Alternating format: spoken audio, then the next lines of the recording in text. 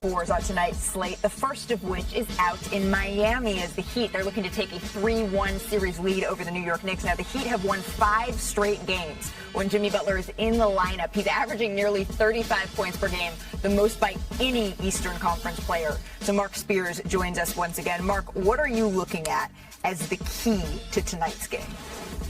Jimmy, don't call me playoff Jimmy. Butler.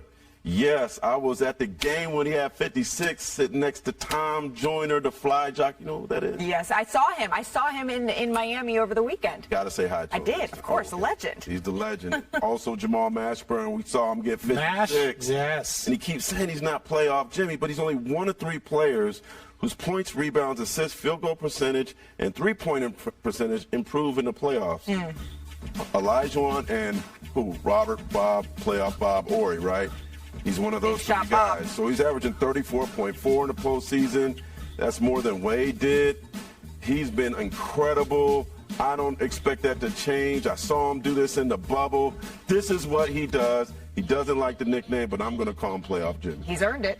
Well, for me, it's going to be the Knick bench. They got to figure out where they're going to get some scoring from. If there's no Quickly, right, and all of a sudden you start to look around, like we know Brunson's not 100% healthy, we know Randall's not 100% healthy, and now Quickly's out. So who is it? Because the Miami Heat, their bench has been stepping up again. Now they got Kyle Lowry coming off their bench, so they have guys. But if you don't start getting production, especially the way the Miami Heat, and we can keep saying they're not going to keep shooting like that. Well, ask the Milwaukee Bucks that. They're not going to keep shooting like that. Well, ask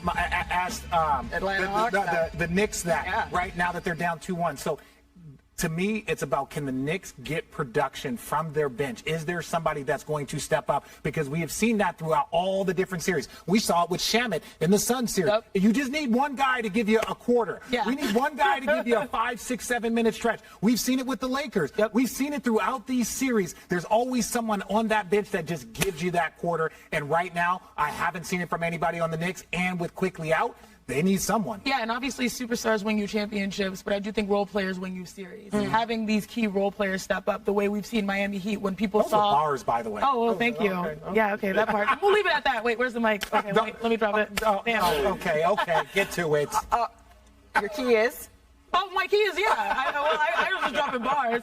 Mike, I agree with Richard. I think it's the bench and the depth and the role players have to show up because we're seeing, heroics happen with Miami. You have to have heroics even without Tyler Hero. Look at you. All right, it's going to be interesting to see who is going to win that game, but also who is going to win the West. Get your phone out. It's waiting for you to get your phone out today. Oh, that's what it is. See, you can show everyone you get your phone out. You can scan the QR code and let us know who is going to win the West. Still to come here on NBA Today. Welcome back to NBA Today. So we're just hours away from Game 4 in Crypto.com Arena, and fans, they've witnessed Steph versus LeBron, those high-profile battles for the better part of a decade. And the latest chapter, it continues to unfold, but ESPN asked fans to take a closer look at this rivalry. Of fans say that King James has made the largest positive impact on the NBA and basketball in general. And 62% say he's made bigger impacts in the community, too. Goes down tonight. You can see the line that Caesars Sportsbook has set. Steph Curry's point total, 30.5. And then LeBron James, he is set at 26.5. Some sad news from the NBA community this weekend. Nick Gilbert, familiar to NBA fans as the Cleveland Cavaliers representative at the draft lottery who both brought good luck and his signature bow tie. He died Saturday from a genetic condition. Nick, he's the son of Cavaliers owner Dan Gilbert and wife Jennifer, and he had a lifelong battle with neurofibromatosis, which causes non-cancerous tumors to grow on the brain, the spinal cord, and the skin. There is no cure. Nick Gilbert was just 26 years old. Our condolences are with his family. NBA Today will be back. And the Lakers and the Warriors, we ask you, yes, you at home, who is going to win the West? Well, our viewers have spoken. They have, by a landslide, shocker, the Los Angeles Lakers winning the West. Yes. All right.